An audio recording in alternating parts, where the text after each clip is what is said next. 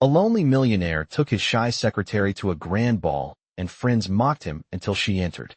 Hello everyone. Before we begin today's story, I have a small favor to ask. Please hit subscribe and turn on the notification bell so you never miss our channel's new videos. It's quick, free, and the best way to support us in bringing you more dramatic stories. Your support means the world to us. Where are you watching from? Drop your city or country in the comments below. Thank you very much. Let's return to the main character. Ethan Walker had learned how to keep rooms quiet without saying much at all.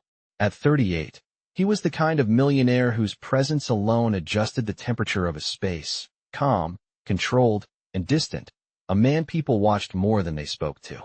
The glass-walled office on the 42nd floor reflected a city that never paused, but inside, everything felt suspended, especially when he looked up from his desk and saw Clara Bennett standing there with her notepad held too close to her chest. Clara had been his secretary for 2 years, punctual, meticulous, and almost invisible by design. She spoke softly, walked lightly, and seemed to apologize to the air when she crossed a room. People mistook her quiet for weakness, and she let them, because it was easier than correcting anyone. That afternoon, the office was nearly empty, the hum of printers gone, the sun sliding between buildings in long amber lines, and Ethan made a decision that had been forming in the silence for weeks. He closed the folder in front of him and said her name once, not sharply, just enough to bring her eyes up. "Clara, I need a favor." She nodded immediately, already ready to write it down, but he stood, walked a few steps closer, and said it plainly. "Come with me to the Hamilton Grand Ball tomorrow night, as my date." The words landed between them, heavy and unreal, and Clara's pen slipped from her fingers, tapping against the floor. The Hamilton Grand Ball was not just an event, it was a test. A ballroom filled with polished laughter, old money, tailored suits, and the kind of judgment that arrived before introductions. Ethan knew what people said about him, that he was brilliant but cold, successful but alone, and lately, the whispers had sharpened. Why? A man like him still showed up solo. He also knew what they would say about her. Clara's first instinct was to refuse, not out loud, but in the way her shoulders tightened and her breath shortened. She had never belonged in places like that. Her dresses were sensible, her shoes practical, and the idea of walking into a room where every glance weighed you felt like stepping into bright light without warning. Ethan seemed to read the hesitation and continued, his voice steady. "It's a single evening. No speeches, no expectations, just appearances. I need someone I trust." Clara searched his face for a hint of irony and found none. She thought of her bank account, the quiet pressure of student loans, the careful budgeting that left no room for mistakes, and the unspoken rule she lived by, do not be seen. Being seen had consequences. "May I ask why me?" she said finally, the question barely louder than the city below. "Because you won't pretend to be someone you're not," he replied, "and because I won't either." There it was, the unspoken agreement forming without paperwork, a simple arrangement with invisible boundaries. Clara swallowed, nodded once, and said, "Okay, I'll come." That night, as she rode the elevator down, her reflection stared back at her, the same shy secretary, sensible coat, careful eyes, yet something had shifted. Above her, Ethan returned to his desk, aware that he had invited more than a date to a ball. He had invited the world to judge him, and unknowingly, he had placed his trust in the one person no one else ever looked at twice. Clara did not sleep much that night, not because of excitement, but because her mind kept returning to the same quiet question she had never allowed herself to ask before. What happens when someone like me is suddenly seen? Morning light crept through her small apartment, touching the second-hand bookshelf, the neatly folded sweaters, the life she had built carefully and quietly to avoid attention. She prepared coffee in her chipped mug, the one she had owned since college, and stared at her phone where Ethan's assistant had already sent the itinerary for the next evening. Hair appointment, dress fitting, car pickup at 6:30 sharp. Each line felt like it belonged to someone else. At the office, Clara moved through her routine with practiced efficiency, answering emails, organizing files, anticipating Ethan's needs before he spoke them aloud. Yet beneath the surface calm, her chest carried a familiar weight. She had learned early that standing out came with a price. Growing up in a modest neighborhood outside Cleveland, she was the girl who kept her head down, who excelled quietly, who learned that attention often turned into expectation, and expectation into disappointment. After her father passed away when she was in college, responsibility replaced possibility. Student loans. A part-time job that became full-time. Dreams adjusted downward until they fit inside survival. The idea of stepping into a grand ballroom, filled with people who measured worth by labels and lineage, made her palms damp. She overheard co-workers whispering when they thought she could not hear. "Did you know she is going to the Hamilton ball with Mr. Walker? Is that even appropriate? I thought he would bring someone more polished." Clara pretended not to notice, as she always did, but each word pressed against old insecurities she had carefully buried. Around noon, Ethan asked her to bring files into the conference room. When she entered, he was standing by the window, jacket off, sleeves rolled up, looking less like the untouchable figure others saw, and more like a man carrying a decision. "You can still say no," he said without turning. Clara set the files down slowly. "I already said yes," she replied, then surprised herself by adding, "I just need to understand something." He faced her then, attentive. "Why me really?" Ethan did not answer immediately. He thought of the women he had been encouraged to bring to events like this, charming, strategic, practiced in performance. He thought of the emptiness that followed those evenings. "Because you are real," he said finally, "and because I am tired of pretending that matters less than it does." The honesty in his voice unsettled her more than flattery ever could. That afternoon, she left early for the dress fitting, riding in a car that smelled faintly of leather and polish, hands folded in her lap. The boutique was quiet, refined, intimidating. The attendant spoke gently, never rushing her, and when Clara stepped into the fitting room, she barely recognized the woman staring back at her. The dress was simple, elegant, nothing extravagant, but it fit her like it had been waiting. She did not smile. She studied herself carefully, as if preparing for scrutiny. "This does not change who you are," she whispered to her reflection. "It just shows them." As she left, receipt tucked carefully into her bag, Clara understood what was truly at stake. This was not about one evening or one appearance. This was about whether she would continue shrinking to fit expectations, or whether, just this once, she would stand beside someone who had chosen her, not as decoration, but as presence. The next morning unfolded with a different kind of tension, quieter but heavier, the kind that settled in the chest rather than the room. Clara arrived early, as she always did, but instead of heading straight to her desk, she paused outside Ethan's office, steadying her breath. She was not nervous about the ball anymore. She was nervous about what came before it. Ethan noticed immediately when she stepped in, posture straight, eyes clear, carrying a thin folder she had prepared herself. "I think we need to talk about boundaries," she said, surprising both of them with how firm her voice sounded. Ethan gestured for her to sit, sensing the seriousness beneath the calm. "You are right," he replied, folding his hands. "Let us be clear before anything else happens." Clara opened the folder, not to read from it, but as a grounding habit, something familiar. "This is not about pretending to be someone else," she said, choosing each word carefully. "I can go with you, but I cannot be used to prove anything to anyone." Ethan nodded immediately. "That was never my intention." "Then we need rules," Clara continued, feeling her confidence grow with each sentence. "No misleading statements. No public displays meant to provoke a reaction. We arrive together and leave together. We are respectful, but we are not performing." Ethan listened without interruption, recognizing the strength it took for her to claim space this way. "Agreed," he said, and then added his own condition. "After the ball, everything goes back to normal unless we both decide otherwise. No pressure. No expectations beyond that night." Clara exhaled slowly. That mattered more than he knew. She had spent years feeling like she owed people gratitude just for being tolerated. This was different. This was a choice. As the meeting ended, something shifted between them, subtle but undeniable. They were no longer employer and employee rehearsing an appearance. They were two people choosing transparency over assumption. The day passed quickly after that, filled with final preparations. Clara approved last-minute schedules, answered calls, and declined an invitation from a co-worker to speculate about the evening.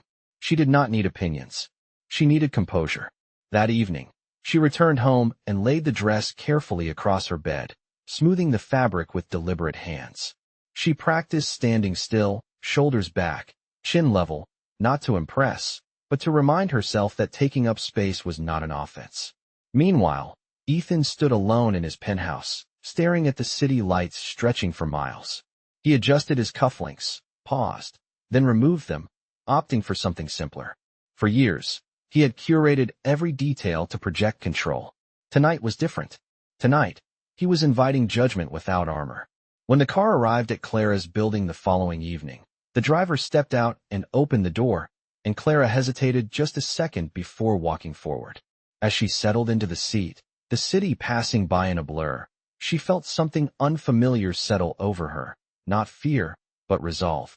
Whatever happened inside that ballroom would not define her worth. She had already decided who she was, and for the first time in a long while, she was not shrinking from being seen. The drive to the venue felt longer than it was, the city lights stretching into reflections across the windows as if time itself had slowed to observe them. When the car stopped beneath the sweeping stone entrance of the Hamilton estate, Clara's breath caught, not from awe, but from awareness. This was the threshold she had always avoided, not because she lacked ability, but because she had learned early that certain rooms were guarded by expectation. Ethan stepped out first, offered his hand without urgency, not pulling her forward, just steadying the moment. Inside, the preparation unfolded quietly, almost reverently. Clara was guided to a private room where soft lighting replaced harsh mirrors, and for the first time that day, no one rushed her. She changed slowly, smoothing the dress once, then again, grounding herself in the simple truth that she was still the same woman who drank coffee from a chipped mug and balanced spreadsheets with care. When she emerged, Ethan looked up, then paused, not in surprise, but in recognition. "You look like yourself," he said, and it was the most reassuring thing he could have offered. They reviewed the plan one last time, arrival together, polite introductions, no performances. Still, as the distant sound of music filtered through the halls, Clara felt the old reflex tug at her, the instinct to minimize, to step half a pace behind. Ethan noticed and adjusted without comment, matching her stride instead of leading it. The ballroom doors opened, releasing a wash of light and sound, laughter polished to perfection, conversations measured and rehearsed. Heads turned, then tilted, curiosity sharpening into judgment. Clara felt it immediately, the weight of eyes assessing fabric, posture, proximity. Whispers traveled faster than footsteps. Is that really who he brought? She does not look like his usual type. Ethan heard them too, the familiar sting of being reduced to spectacle, but this time it landed differently. He did not brace himself. He stayed present. They moved through the room, greetings exchanged, smiles offered and returned, each step a quiet refusal to retreat. Clara answered questions calmly, spoke when spoken to, and when she did, her words carried clarity rather than apology. She noticed the subtle shifts, a raised eyebrow here, a surprised pause there, moments where expectation fractured. Across the room, a woman Ethan recognized from past events laughed openly, eyes sweeping Clara from head to toe, her smile sharp. Clara caught it, felt the old heat of embarrassment rise, then let it pass. She remembered the rules they set, respect without performance. She straightened, not defiantly, but confidently. Ethan realized then that this evening was not testing her, it was revealing him. Every introduction forced him to choose, to either accept the familiar condescension or stand beside the woman who had trusted him enough to walk into this room. As the orchestra softened and conversations ebbed, they paused near the center of the floor, not drawing attention, simply existing where they were. Clara felt the tension ease, replaced by something steadier. She was no longer counting exits. She was counting breaths. Whatever came next, the laughter, the judgment, the inevitable comparisons, she had already crossed the hardest distance, the one between shrinking and standing. And as the night pressed forward, the room began to realize something it had not expected. She was not a guest passing through. She belonged exactly where she was. As the evening deepened, the subtle judgment Clara had felt at the edges of the room sharpened into something more deliberate. A small circle formed near the champagne table where several of Ethan's longtime acquaintances gathered, voices lowered just enough to pretend discretion while ensuring the message carried. Clara caught fragments as they passed. Curious choice. Temporary arrangement. Always thought he would end up with someone more suitable. The words were not shouted, but they were not hidden either. Ethan felt the shift immediately. He had seen this before. The polite cruelty masked as concern, the way status defended itself when challenged. One man, smiling too easily, stepped closer and spoke as if offering advice. "Ethan, you surprise us," he said, eyes flicking briefly toward Clara before returning to Ethan. "This is certainly unexpected." Clara stood still, hands relaxed at her sides, resisting the instinct to step back. She did not look at the man. She looked at Ethan, giving him space to choose. Ethan did not laugh it off. He did not redirect the conversation. He said evenly, "Unexpected does not mean unworthy." The man blinked, unprepared for the calm firmness. A few nearby guests exchanged looks. The mockery did not stop, but it changed shape. Questions followed, carefully phrased, designed to expose. "And what do you do, Clara?" one woman asked with a practiced smile. Clara met her gaze without defensiveness. "I work in operations management," she replied. "I make sure systems function so other people can focus on visibility." The woman nodded slowly, unsure how to respond. There it was, the quiet competence that did not beg for approval. As the conversation dissolved, laughter rose again from another corner, louder this time. Someone imitated a secretary stereotype, the joke landing too close to reality to be accidental. Clara felt the familiar heat rise, the memory of years spent swallowing comments like this to keep peace. She inhaled, steady and deliberate. She did not need to correct them. She needed to remain present. Ethan watched her closely, not to shield her, but to understand. In that moment, he realized the cost of his silence in the past, how often he had let moments like this pass to avoid conflict. He stepped forward, not raising his voice, but raising the standard. "Enough," he said simply, and the word cut through the noise. "This is not entertainment. This is my guest, and I will not tolerate disrespect." The room quieted, surprised not by the defense, but by its clarity. No anger, no spectacle, just refusal. Clara felt something shift again, deeper this time. It was not rescue. It was alignment. She did not feel smaller standing beside him. She felt equal. Music resumed. Conversations restarted, more cautious now. Some guests avoided them entirely. Others approached with genuine curiosity, no longer certain of their assumptions. Clara answered when spoken to, declined when tired, and for the first time in her life, did not apologize for either. Ethan noticed how the room adjusted around her, how mockery lost momentum when it found no reaction to feed on. As the evening moved toward its peak, the judgment that had once threatened to swallow her now seemed distant, irrelevant. Clara realized something quietly profound.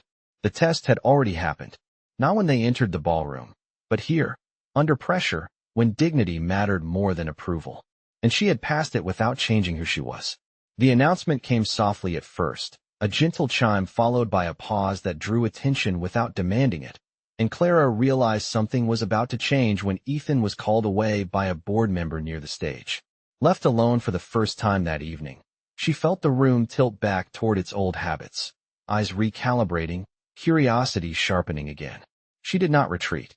She stepped aside only to breathe, to steady herself, reminding her body that she belonged here whether anyone else agreed or not.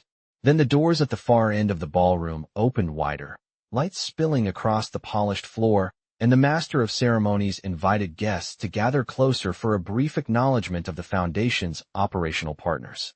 Clara froze for a fraction of a second, recognizing the language, the familiar terminology that lived in her daily work. She understood immediately that something behind the scenes had faltered, a missing detail, a coordination gap. Without thinking, she moved, crossing the room with calm purpose, intercepting an aide just before confusion could spread. She spoke quietly, clearly, offering a solution that required no spotlight, only precision. The aide hesitated, then nodded, relief replacing panic. When Ethan returned, he saw Clara near the stage, not on it, but essential to it, guiding, aligning, restoring flow. The music paused. The room noticed. Whispers shifted tone, no longer dismissive, now uncertain. Clara stepped into the open space only when invited, not summoned. Her posture relaxed, her voice steady as she clarified the plan in a few concise sentences. She did not perform. She did not apologize. She simply did what she knew how to do. Silence followed, the kind that signals recognition rather than shock. Ethan watched as heads turned, not to judge her appearance, but to listen. The shy secretary was no longer a label anyone could cling to. She was presence made visible. Applause rose, restrained at first, then sincere. Clara felt it wash over her without clinging to it. When she stepped back, Ethan met her eyes, something unguarded passing between them. "Thank you," he said quietly. She shook her head. It did not feel like a favor. Across the ballroom, the same people who had laughed earlier now watched with recalibrated interest, some embarrassed, some impressed, all aware that their assumptions had failed them. The mockery did not return. It had nowhere to land. Clara realized then that this was the entrance that mattered, not the one measured by doors or gowns, but the moment she had stepped fully into herself under scrutiny and remained intact. As music resumed and the evening flowed on, she moved through conversations differently now, not braver, but freer. Ethan stayed close, not to protect, but to witness. He understood that whatever had begun as an arrangement had already crossed into something honest and irreversible.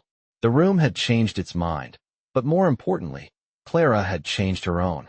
She was no longer waiting to be accepted. She had entered on her own terms, and nothing about her needed to be explained. The night began to thin, not with noise but with consequence, the kind that follows a moment when a room realizes it has misjudged someone and must decide what to do with that knowledge. As guests drifted into smaller conversations, a new tension surfaced, quieter and more pointed. A senior partner approached Ethan with a measured smile that did not reach his eyes, congratulating him on the foundation's smooth execution while carefully implying that appearances could invite speculation. Clara stood close enough to hear, far enough to be excluded, and recognized the familiar pattern, praise wrapped around a warning. Ethan listened, jaw set, then replied with clarity rather than diplomacy, stating that competence did not require a specific look or pedigree. The partner nodded, unconvinced, and moved on, leaving a wake of murmurs.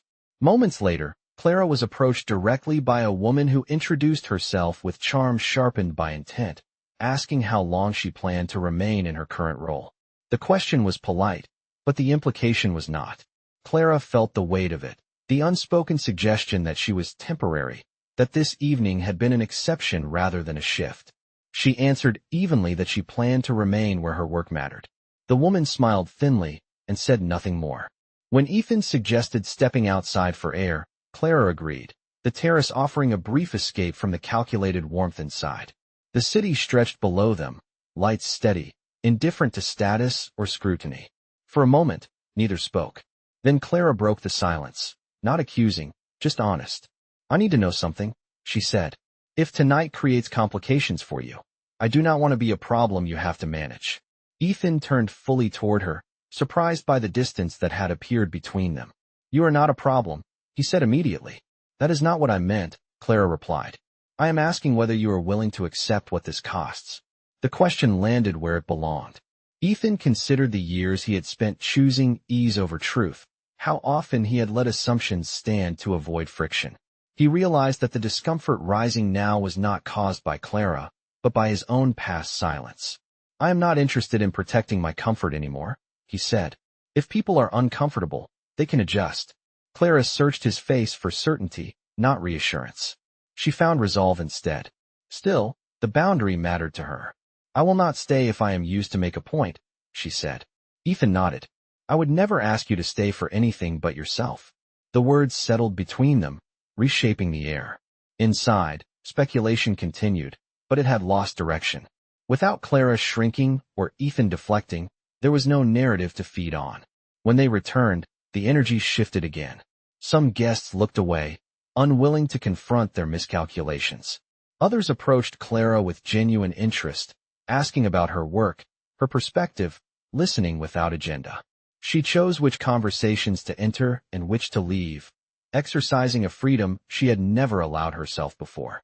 Ethan watched as she navigated the room with quiet authority, understanding now that the real crisis was not public opinion, but the moment where one must decide whether to live aligned with what has been revealed. The arrangement they had agreed upon was unraveling, not into chaos, but into something truer, and both of them felt the weight of that change pressing gently, insistently, forward. The ball began to wind down, not with an announcement, but with the subtle loosening that comes when a night has reached its emotional limit, and Ethan felt the weight of what remained unsaid settle heavily between them. When the final notes of the orchestra softened and guests began to disperse, he asked Clara if they could leave a few minutes early. She agreed, her expression calm but guarded, the earlier resolve now layered with fatigue. Outside, the cool night air carried the quiet hum of the city, distant traffic replacing polished laughter. They stood beneath the terrace lights, close enough to hear each other breathe, far enough to avoid the expectations that had followed them all evening. Ethan spoke first, choosing honesty over polish. "I asked you here under the pretense of an arrangement," he said, "but tonight stopped being that long before it ended." Clara listened without interrupting, arms folded lightly, not defensively, but thoughtfully. "I need to know where this goes when the doors are closed and the room is no longer watching," he continued, "because I am not willing to put you back into a smaller space just so my life stays uncomplicated."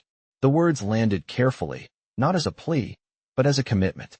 Clara looked out over the city for a moment, gathering the courage to answer truthfully. "I cannot be someone who steps into your world only when it is convenient," she said. "I spent too many years being grateful for crumbs of respect. If this means anything, it has to exist where there are no witnesses." Ethan nodded, accepting the boundary without resistance. "Then I need to say this clearly," he replied. "I do not want you to return to being invisible tomorrow. Not at work. Not anywhere. If that creates tension, I will carry it." Clara turned to him then, searching for signs of performance, of impulse disguised as sincerity. She found none. Instead, she saw a man confronting his own patterns, willing to change rather than defend them. Still, she did not rush the moment. Trust, for her, was not given by gestures, no matter how grand. It was built through consistency. "I am not asking for promises," she said quietly.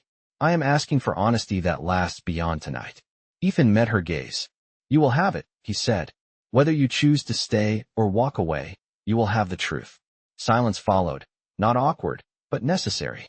Clara felt the old instinct to retreat, to choose safety by leaving before attachment complicated things. But she also felt something new, the recognition that leaving now would not protect her. It would only repeat an old pattern.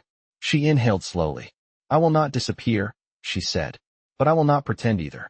If we continue, it is because we choose it without labels or leverage."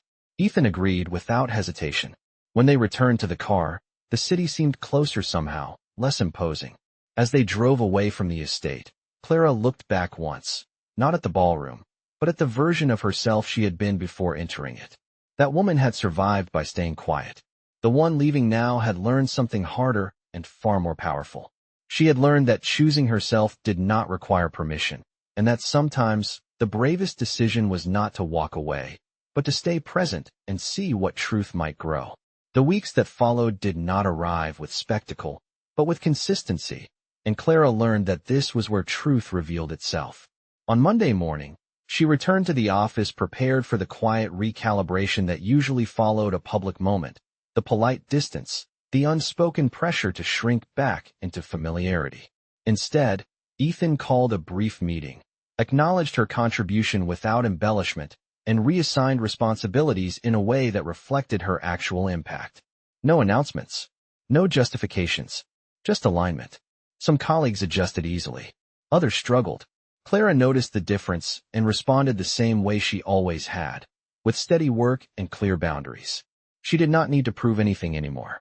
Outside of work, she and Ethan moved carefully, choosing simplicity over secrecy. They shared meals in ordinary places, walked through neighborhoods where no one knew their names, talked without urgency. He listened more than he spoke. She spoke without filtering herself down. There were moments of hesitation, habits surfacing, but they named them rather than hiding them. One evening, as they sat in a quiet park watching the city fade into dusk, Clara realized something had changed permanently, not because of the ball or the applause or the reversal of opinion, but because she no longer measured herself against rooms she entered. She measured herself against her own values. Ethan felt it too. The loneliness that had once followed him through crowds loosened its grip, replaced by the unfamiliar comfort of being known without performance. When invitations arrived for future events, he declined some and attended others on his terms, never assuming Clara would follow, always asking. She chose when it mattered to her, and when it did not, she stayed home without explanation. Respect became the quiet language between them. Months later, they stood together again at a smaller gathering, not grand, not scrutinized, surrounded by people who valued substance over display. No one mocked. No one questioned. Clara spoke freely, laughed easily, and when she stepped away to speak with someone new, Ethan watched her with pride that did not need to be shown. The world had not transformed overnight, but something more important had. The narrative had shifted from surprise to understanding. Clara was no longer the shy secretary who surprised a room. She was a woman who knew her worth and refused to negotiate it. Ethan was no longer the lonely millionaire seeking acceptance. He was a man who had learned that leadership without integrity was just another performance. When they left that evening, walking side by side through the quiet street, there was no grand declaration, no dramatic promise. There was only the steady knowledge that what they had chosen was real, built not on spectacle, but on courage, honesty, and the simple, radical act of standing beside one another without apology.